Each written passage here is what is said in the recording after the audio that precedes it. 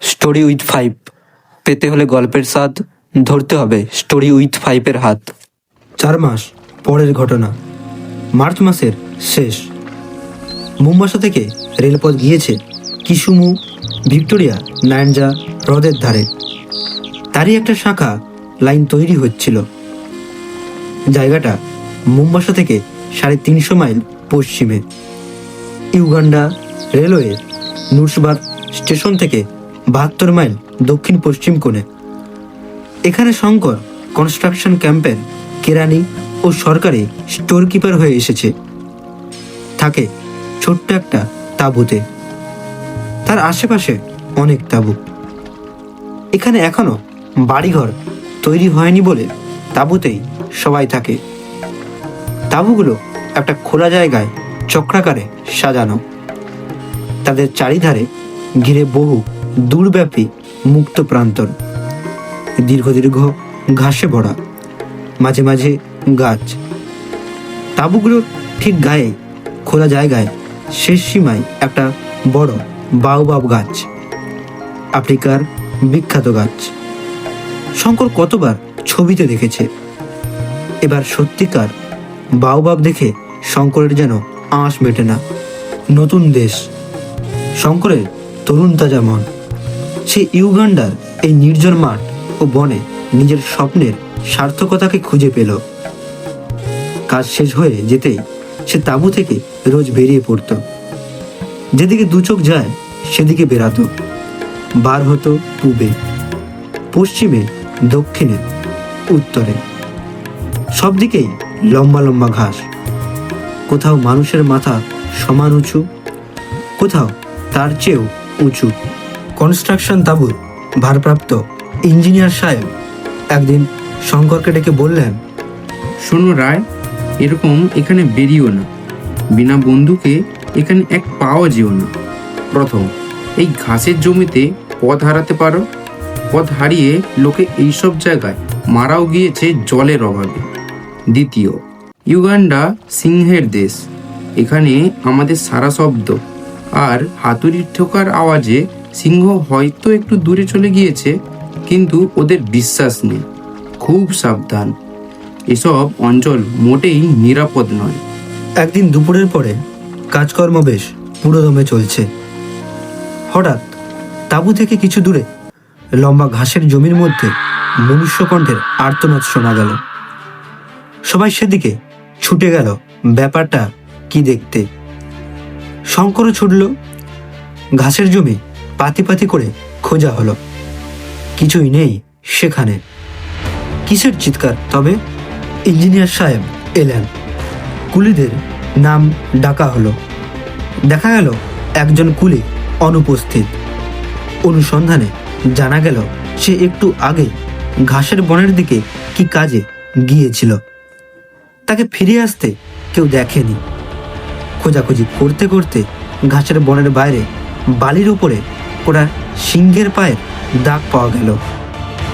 সাহেব বন্দুক নিয়ে লোকজন সঙ্গে পায়ের দাগ দেখে দেখে অনেক দূরে গিয়ে একটা বড় পাথরের আড়ালে হতভাগ্য কুলির রক্তাক্ত দেহ বার করলেন। তাকে তাঁবুতে ধরাধরি করে নিয়ে আসা হলো, কিন্তু সিংহের কোনো চিহ্ন মিলল না। লোকজনের চিৎকারে সে শিকার ফেলে পালিয়েছে। সন্ধ্যার পূর্বে কুলিটা মারা গেল। তাঁবুর চারিপাশের লম্বা ঘাস অনেক দূর পর্যন্ত কেটে সাফ করে দেওয়া গেল পরদিনই। দিন কতক সিংহের কথা ছাড়া তাঁবুতে কোনো গল্পই নেই। তারপর মাসখানেক পরে ঘটনাটা পুরনো হয়ে গেল। সে কথা সকলের মনে চাপা পড়ে গেল। কাজকর্ম আবার বেশ চলল। সেদিন দিনে খুব গরম। সন্ধ্যার একটু পরেই কিন্তু ঠান্ডা পড়ল। কুলিদের তাঁবুর সামনে অনেক কাঠকুঠো জ্বালিয়ে আগুন করা হয়েছে। সেখানে তাঁবুর সবাই গোল হয়ে গল্পগুজব করছে। শঙ্করও সেখানে আছে। সে ওদের গল্প শুনছে এবং অগ্নিকুণ্ডের আলোতে কেনিয়া মর্নিং নিউজ পড়ছে। খবরের কাগজখানা 5 দিনের পুরনো। কিন্তু এই জনহীন প্রান্তরে তবু এখানেতে বাইরের দুনিয়ার যা কিছু একটু খবর পাওয়া যায়। তিরুমল আপ্পা বলে একজন মাদ্রাজি কেরানির সঙ্গে শঙ্করের খুব বন্ধুত্ব হয়েছিল। তিরুমল তরুণ যুবক, বেশ ইংরেজি জানেন, মনেও খুব উৎসাহ। সে বাড়ি থেকে পালিয়ে এসেছে অ্যাডভেঞ্চারের নেশায়। শঙ্করের পাশে বসে আজ সন্ধ্যা থেকে ক্রমাগত দেশের কথা, তার বাপ মায়ের কথা, তার ছোট বোনের কথা বলছে। ছোট বোনকে সে বড় ভালোবাসে। বাড়ি ছেড়ে এসে তার কথায় তিরুমলের বড় মনে হয়। একবার সে দেশের দিকে যাবে সেপ্টেম্বর মাসের শেষে। মাস 2 ছুটি মঞ্জুর করবে না সাহেব? ক্রমে রাত বেশি হলো। মাঝে মাঝে আগুন নিভে যাচ্ছে, আবার কুলিরা তাতে কাঠকুঠো ফেলে দিচ্ছে। আরো অনেকে উঠে শুতে গেল। কৃষ্ণপক্ষের ভাঙা চাঁদ ধীরে ধীরে দূর দিগন্তে দেখা দিল। সমগ্র প্রান্তর জুড়ে আলো আধারে লুকোচুরি আর বুনো গাছের দীর্ঘ দীর্ঘ ছায়া। শঙ্করের ভারী অদ্ভুত মনে হচ্ছিল বহুদূর বিদেশের এই স্তব্ধ রাত্রির সৌন্দর্য। কুলিদের ঘরের একটা খুঁটিতে হেলান দিয়ে এক দৃষ্টে সে সম্মুখের বিশাল জনহীন তৃণভূমির আলো আধার মাখা রূপের দিকে চেয়ে চেয়ে কত কি ভাবছিল। ওই বাবুয়াও গাছটার ওদিকে অজানা দেশের সীমা কেপটাউন পর্যন্ত বিস্তৃত। মধ্যে পড়বে পর্বত, অরণ্য, প্রাক ঐতিহাসিক যুগের নগর জিমবাড়ি, বিশাল ও বিভীষিকাময় কালাহারি মরুভূমি, হীরকের দেশ, সোনার খনির দেশ। একজন বড় স্বর্ণান্বেষী পর্যটক যেতে যেতে হোঁচট খেয়ে পড়ে গেলেন। যে পাথরটাতে লেগে হোঁচট খেলেন সেটা হাতে তুলে ভালো করে পরীক্ষা করে দেখলেন, তার সঙ্গে সোনা মেশানো রয়েছে। সে জায়গায় বড় একটা সোনার খনি বেরিয়ে পড়ল। এই ধরনের কত গল্প সে পড়েছে দেশে থাকতে। এই সেই আফ্রিকা, সেই রহস্যময় মহাদেশ, সোনার দেশ, হীরের দেশ। কত অজানা জাতি, অজানা দৃশ্যাবলী, অজানা জীবজন্তুর সীমাহীন ট্রপিক্যাল অরণ্যে আত্মগোপন করে আছে। কে তার হিসেব রেখেছে? কত কি ভাবতে ভাবতে শঙ্কর কখন ঘুমিয়ে পড়েছে। হঠাৎ কিসের শব্দ তার ঘুম ভাঙল। সে ধর্মর করে জেগে উঠে বসল। চাঁদ আকাশে অনেকটা উঠছে। ধবধবে সাদা জ্যোৎস্না দিনের মতো পরিষ্কার। অগ্নিকুণ্ডের আগুন গিয়েছে নিভে। কুলিরা সব কুণ্ডলি পাকিয়ে আগুনের পাশে শুয়ে আছে। কোনো দিকে কোনো শব্দ নেই। হঠাৎ শঙ্করের দৃষ্টি পড়ল তার পাশে। এখানে তো তিরুমল আপ্পা বসে তার সঙ্গে গল্প করছিল। সে কোথায়? তাহলে হয়তো সে তাঁবুর মধ্যে ঘুমোতে গিয়ে থাকবে। শঙ্করও নিজে উঠে শুতে যাবার উদ্যোগ করছে। এমন সময় অল্প দূরে পশ্চিম কোণে মাঠের মধ্যে ভীষণ সিংহ গর্জন শুনতে পাওয়া গেল। রাত্রি অস্পষ্ট জ্যোৎস্নালোকে যেন তাঁবু কেঁপে উঠল সে রবে। কুলিরা ধর্মর করে জেগে উঠল। ইঞ্জিনিয়ার সাহেব বন্দুক নিয়ে তাঁবুর বাইরে এলেন। শঙ্কর জীবনে এই প্রথম শুনল সিংহের গর্জন। সেই দিক দিশাহীন তৃণভূমির মধ্যে শেষ রাত্রে জ্যোৎস্নায় সে গর্জন যে কি এক অনির্দেশ্য অনুভূতি তার মনে জাগালো। তা ভয় নয়, সে এক রহস্যময় ও জটিল মনোভাব। একজন বৃদ্ধ মাসাই কুলি ছিল তাঁবুতে। সে বলল, সিংহ লোক মেরেছে, লোক না মারলে অমন গর্জন করবে না। তাঁবুর ভেতর থেকে তিরুমলের সঙ্গী এসে হঠাৎ জানালো তিরুমলের বিছানা শূন্য, সে তাঁবুর মধ্যে কোথাও নেই। কথাটা শুনে সবাই চমকে উঠল। শঙ্কর নিজে তাঁবুর মধ্যে ঢুকে দেখে এলো সত্যি সেখানে কেউ নেই। তখনই কুলিরা আলো জেলে লাঠি নিয়ে বেরিয়ে পড়ল। সব তাঁবুগুলোতে খোঁজ করা হলো। নাম ধরে চিৎকার করে ডাকাডাকি করলে সবাই মিলে, কিন্তু তিরুমলের কোনো সাড়া মিলল না।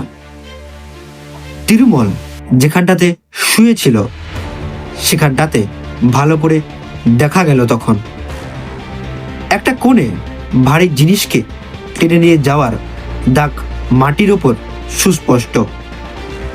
ব্যাপারটা বুঝতে কারো দেরি হলো না। বাউবাব গাছের কাছে তিরুমলের জামার হাতার খানিকটা টুকরো পাওয়া গেল।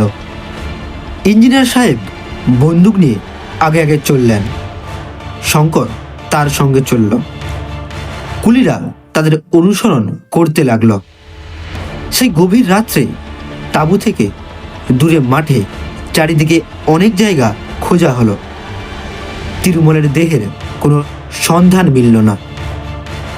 এবার আবার সিংহ গর্জন শোনা গেল, কিন্তু দূরে, যেন এই নির্জন প্রান্তরে অধিষ্ঠাত্রী কোনো রহস্যময়ী রাক্ষসীর বিকট চিৎকার।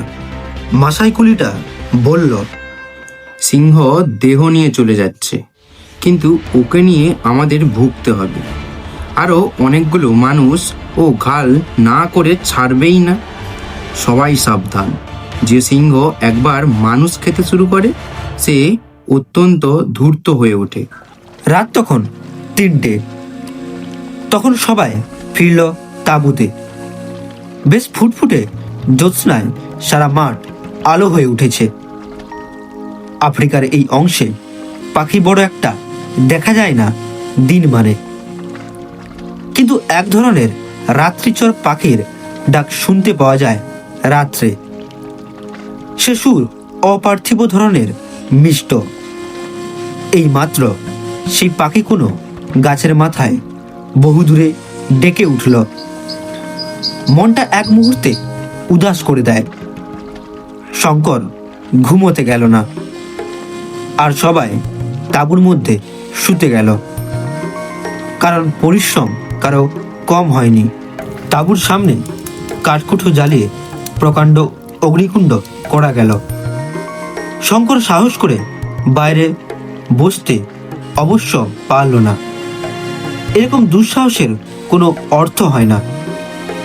তবে সে নিজের খড়ের ঘরে শুয়ে জানলা দিয়ে বিস্তৃত জ্যোৎস্নালোকিত অজানা প্রান্তরের দিকে চেয়ে রইল। মনে কি এক অদ্ভুত ভাব। তিরুমলের অদৃষ্ট লিপি এই জন্যই বোধ হয় তাকে আফ্রিকায় টেনে এনেছিল। তাকেই বা কি জন্য এখানে এনেছে তার অদৃষ্ট, কে জানে তার খবর। আফ্রিকা অদ্ভুত সুন্দর দেখতে, কিন্তু আফ্রিকা ভয়ঙ্কর দেখতে। বাবলা বনে ভর্তি বাংলাদেশের মাঠের মতো দেখালে কি হবে? আফ্রিকা অজানা মৃত্যু সংকুল, যেখানে সেখানে অতর্কিত নিষ্ঠুর মৃত্যুর ফাঁদ পাতা। পর মুহূর্তে কি ঘটবে এ মুহূর্তে তা কেউ বলতে পারে না। আফ্রিকা প্রথম বলি গ্রহণ করেছে তরুণ হিন্দু যুবক তিরুমলকে। সে বলি চায়। তিরুমল তো গেল। সঙ্গে সঙ্গে ক্যাম্পে পরদিন থেকে এমন অবস্থা হয়ে উঠল যে আর সেখানে সিংহের উপদ্রবে থাকা যায় না। মানুষকে কেউ সিংহ অতি ভয়ানক জানোয়ার। যেমন সে ধূর্ত তেমনই সাহসী। সন্ধ্যা তো দূরের কথা, দিন মানেই একটা বেশি দূর যাওয়া যায় না। সন্ধ্যার আগে তাঁবুর মাঠে নানা জায়গায় বড় বড় আগুনের কুণ্ড করা হয়। কুলিরা আগুনের কাছে ঘেঁষে বসে গল্প করে, রান্না করে, সেখানে বসেই খাওয়া দাওয়া করে। ইঞ্জিনিয়ার সাহেব বন্দুক হাতে রাত্রে 3-4 বার তাঁবুর চারিদিকে ঘুরে পাহারা দেন, ফাঁকা দেওর করেন। এত সতর্কতার মধ্যেও একটা কুলিকে সিংহ নিয়ে পালালো। তিরুমলকে মারবার ঠিক 2 দিন পরে সন্ধ্যা রাত্রে, তার পরদিন একটা সোমালি কুলি দুপুরে তাঁবু থেকে 300 গজের মধ্যে পাথরের ঢিবিতে পাথর ভাঙতে গেল। সন্ধ্যায় সে আর ফিরে এলো না। সেই রাত্রেই, রাত 10টার পরে, শঙ্কর ইঞ্জিনিয়ার সাহেবের তাঁবু থেকে ফিরছে। লোকজনকেও বড় একটা বাইরে নেই। সকাল সকাল যে যার ঘরে শুয়ে পড়েছে। কেবল এখানে ওখানে 2-1টা নির্বাপিত প্রায় অগ্নিকুণ্ড। দূরে শিয়াল ডাকছে। শিয়ালের ডাক শুনলেই শঙ্করের মনে হয় সে বাংলাদেশের পাড়াগাঁয়ে আছে। চোখ বুজে সে নিজের গ্রামটা ভাববার চেষ্টা করে। তাদের ঘরের কোণের সেই বিলিতি আমরা গাছটা ভাববার চেষ্টা করে। আজও সে একবার থমকে দাঁড়িয়ে তাড়াতাড়ি চোখ বুঝল। কি চমৎকার লাগে! কোথায় সে? সেই তাদের গায়ের বাড়িতে জানলার কাছে তক্তপোষে শুয়ে বিলিতি আমড়া গাছটার ডালপালা চোখ খুললে চোখে পড়বে। ঠিক দেখবে সে চোখ খুলে। শঙ্কর ধীরে ধীরে চোখ খুলল। অন্ধকার প্রান্তর। দূরে সেই বড় বাউবাব গাছটা অস্পষ্ট অন্ধকারে দৈত্যের মতো দাঁড়িয়ে আছে। হঠাৎ তার মনে হলো সামনের একটা ছাতার মতো গোল খড়ের নিচু ডালের ওপর একটা কি যেন নড়ছে।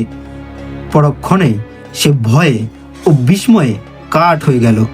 প্রকাণ্ড একটা সিংহ খড়ের চাল থাবা দিয়ে খুঁচিয়ে গর্ত করবার চেষ্টা করছে। ও মাঝে মাঝে নাকটা চালের গর্তের কাছে নিয়ে গিয়ে কিসের যেন ঘ্রাণ নিচ্ছে। তার কাছ থেকে চালাটার দূরত্ব বড় জোর 20 হাত। শঙ্কর বুঝল সে ভয়ানক বিপদগ্রস্ত। সিংহ চালার খড় খুঁচিয়ে গর্ত করতে ব্যস্ত। সেখান দিয়ে ঢুকে সে মানুষ নেবে। শঙ্করকে সে এখনো দেখতে পায়নি। তাঁবুর বাইরে কোথাও লোক নেই। সিংহের ভয়ে বেশি রাত্রে কেউ বাইরে থাকে না। নিজে সে সম্পূর্ণ নিরস্ত্র। একগাছা লাঠি পর্যন্ত নেই হাতে। শঙ্কর নিঃশব্দে পিছু হটতে লাগলো। ইঞ্জিনিয়ারের তাঁবুর দিকে, সিংহের দিকে চোখ রেখে 1 মিনিট 2 মিনিট। নিজের স্নায়ুমণ্ডলীর ওপর যে তার এত কর্তৃত্ব ছিল তা এর আগে শঙ্কর জানত না। এতটা ভীতিসূচক শব্দ তার মুখ দিয়ে বেরোলো না। বাসে হঠাৎ পিছু ফিরে দৌড় দেবার চেষ্টাও করলো না। ইঞ্জিনিয়ারের তাঁবুর পর্দা উঠিয়ে সে ঢুকে দেখল সাহেব টেবিলে বসে তখনও কাজ করছে। সাহেব ওর রকম সকম দেখে বিস্মিত হয়ে কিছু জিজ্ঞাসা করবার আগেই ও বলল, সাহেব, সিংহ। সাহেব লাফিয়ে উঠল। কই, কোথায়? বন্দুকের র্যাকে একটা 375 ম্যানলিকার রাইফেল ছিল। সাহেব সেটা নামিয়ে নিল। শঙ্করকে আর একটি রাইফেল দিল। দুজনে তাঁবুর পর্দা তুলে আস্তে আস্তে বাইরে এলো। একটু দূরেই কুলি লাইনের সে গোল চালা, কিন্তু চালার উপর কোথায় সিংহ? শঙ্কর আঙুল দিয়ে দেখিয়ে বলল, এইমাত্র দেখে গেলাম স্যার, ওই চালার ওপর সিংহ থাবা দিয়ে খড় খোঁচাচ্ছে। সাহেব বলল, পালিয়েছে, জাগাও সবাইকে। একটু পরে তাঁবুতে মহা শোরগোল পড়ে গেল। লাঠি, সরকি, গাঁতি, মুগর নিয়ে কুলিরা দল হল্লা করে বেরিয়ে পড়ল। খোঁজো খোঁজো চারিদিকে। খড়ের চালে সত্যি ফুটো দেখা গেল। সিংহের পায়ের দাগও পাওয়া গেল, কিন্তু সিংহ উধাও হয়েছে। আগুনের কুণ্ডে বেশি করে কাঠ ও শুকনো খড় ফেলে আগুন আবার জ্বালানো হলো। সে রাত্রে অনেকেরই ভালো ঘুম হলো না, কিন্তু তাঁবুর বাইরেও বড় একটা কেউ রইল না। শেষ রাত্রের দিকে শঙ্কর নিজের তাঁবুতে শুয়ে একটু ঘুমিয়ে পড়েছিল। একটা মহা শোরগোলের শব্দে তার ঘুম ভেঙে গেল। মাসাই কুলিরা সিম্বা সিম্বা বলে চিৎকার করছে। দুবার বন্দুকের আওয়াজ হলো। শঙ্কর তাঁবুর বাইরে এসে ব্যাপার জিজ্ঞাসা করে জানল সিংহ এসে আস্তাবলের একটা ভারবাহী অশ্বতরকে জখম করে গিয়েছে এই মাত্র। সবাই শেষ রাত্রে একটু ঝিমিয়ে পড়েছে, আর সেই সময়ে এই কাণ্ড। পরদিন সন্ধ্যার ঝোঁকে একটা ছোকরাকুলিকে তাঁবুর 100 হাতের মধ্যে থেকে সিংহ নিয়ে গেল। দিন চারেক পরে আর একটা কুলিকে নিল বাউবাব গাছটার তলা থেকে। কুলিরা আর কেউ কাজ করতে চায় না। লম্বা লাইনে গাতিওয়ালা কুলিদের অনেক সময় খুব ছোট দলে ভাগ হয়ে কাজ করতে হয়। তারা তাঁবু ছেড়ে দিনের বেলাতেও বেশি দূর যেতে চায় না। তাঁবুর মধ্যে থাকাও রাত্রে নিরাপদ নয়। সকলেরই মনে ভয়। প্রত্যেককেই ভাবে এবার তার পালা। কাকে কখন নেবে কিছু স্থিরতা নেই। এই অবস্থায় কাজ হয় না। কেবল মাসাই কুলিরা অবিচলিত রইল। তারা জমকেও ভয় করে না। তাঁবু থেকে 2 মাইল দূরে গাঁতির কাজ তারাই করে। সাহেব বন্দুক নিয়ে দিনের মধ্যে 4-5 বার তাদের দেখাশোনা করে আসে। কত নতুন ব্যবস্থা করা হলো, কিছুতেই সিংহের উপদ্রব কমল না। কত চেষ্টা করেও সিংহ শিকার করা গেল না। অনেকে বলল সিংহ একটা নয়, অনেকগুলো, কটা মেরে ফেলা যাবে। সাহেব বলল, মানুষ খেকো সিংহ বেশি থাকে না, এই একটা সিংহেরই কাজ। একদিন সাহেব শঙ্করকে ডেকে বলল, বন্দুকটা নিয়ে গাদিদার কুলিদের একবার দেখে আসতে। শঙ্কর বলল, সাহেব, তোমার ম্যান লিখারটা দাও। সাহেব রাজি হলো। শঙ্কর বন্দুক নিয়ে একটা অশ্বতরে চড়ে রওনা হলো। তাঁবু থেকে মাইলখানেক দূরে এক জায়গায় একটা ছোট্ট জলা। শঙ্কর দূর থেকে জলাটা যখন দেখতে পেয়েছে তখন বেলা প্রায় 3টে। কেউ কোনো দিকে নেই। রোদের ঝাঁঝ মাঠের মধ্যে তাপতরঙ্গের সৃষ্টি করছে। হঠাৎ অশ্বতর থমকে দাঁড়িয়ে গেল। আর কিছুতেই সেটা এগিয়ে যেতে চায় না। শঙ্করের মনে হলো জায়গাটার দিকে যেতে। অশ্বতরটার ভয় পাচ্ছে। একটু পরে পাশের ঝোপে কি যেন একটা নড়ল, কিন্তু সেদিকে চেয়ে সে কিছু দেখতে পেল না। সে অশ্বতর থেকে নামল, তবুও অশ্বতর নড়তে চায় না।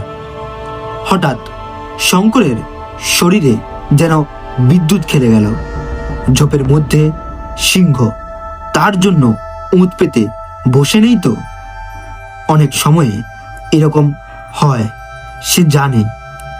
সিংহ পথের পাশে ঝোপ ঝাপের মধ্যে লুকিয়ে অনেক দূর পর্যন্ত নিঃশব্দে তার শিকারের অনুসরণ করে। নির্জন স্থানে সুবিধা বুঝে তার ঘাড়ের ওপর লাফিয়ে পড়ে। যদি তাই হয়, শঙ্কর অশ্বতর নিয়ে আর এগিয়ে যাওয়া উচিত বিবেচনা করল না। ভাবল তাঁবুতে ফিরেই যায়। সবে সে তাঁবুর দিকে অশ্বতরের মুখটা ফিরিয়েছে, এমন সময় আবার ঝোপের মধ্যে কি একটা নড়ল। সঙ্গে সঙ্গে ভয়ানক সিংহ গর্জন এবং একটা ধূসর বর্ণের বিরাট দেহ সশব্দে অশ্বতরের উপর এসে পড়ল। শঙ্কর তখন হাত চারেক এগিয়ে আছে। সে তখনই ফিরে দাঁড়িয়ে বন্দুক উঁচিয়ে উপরি উপরি দুবার গুলি করল। গুলি লেগেছে কিনা বোঝা গেল না, কিন্তু তখন অশ্বতর মাটিতে লুটিয়ে পড়েছে। ধূসর বর্ণের জানোয়ারটা পলাতক। শঙ্কর পরীক্ষা করে দেখল অশ্বতরের কাঁধের কাছে অনেকটা মাংস ছিন্ন ভিন্ন, রক্তে মাটি ভেসে যাচ্ছে। যন্ত্রণায় সেটা ছটফট করছে। শঙ্কর এক গুলিতে তার যন্ত্রণার অবসান করল। তারপর সে তাঁবুতে ফিরে এলো। সাহেব বলল, সিংহ নিশ্চয়ই জখম হয়েছে। বন্দুকের গুলি যদি গায়ে লাগে তবে দস্তর মতো জখম তাকে হতেই হবে, কিন্তু গুলি লেগেছিল তো? শঙ্কর বলল, গুলি লাগালাগের কথা সে বলতে পারে না। বন্দুক ছুঁড়েছিল এই মাত্র কথা। লোকজন নিয়ে খোঁজাখুঁজি করে 2-3 দিনেও কোনো আহত বা মৃত সিংহের সন্ধান কোথাও পাওয়া গেল না। জুন মাসের প্রথম থেকে বর্ষা নামল, কতকটা সিংহের উপদ্রবের জন্য, কতকটা বা জলাভূমির সান্নিধ্যের জন্য। অস্বাস্থ্যকর হওয়ায় তাঁবু ওখান থেকে উঠে গেল। শঙ্করকে আর কনস্ট্রাকশন তাঁবুতে থাকতে হলো না। কিসুমো থেকে প্রায় 30 মাইল দূরে একটা ছোট্ট স্টেশনে সে স্টেশন মাস্টারের কাজ পেয়ে জিনিসপত্র নিয়ে সেখানেই চলে গেল। করো সাবস্ক্রাইব, শোনো স্টোরি উইথ 5।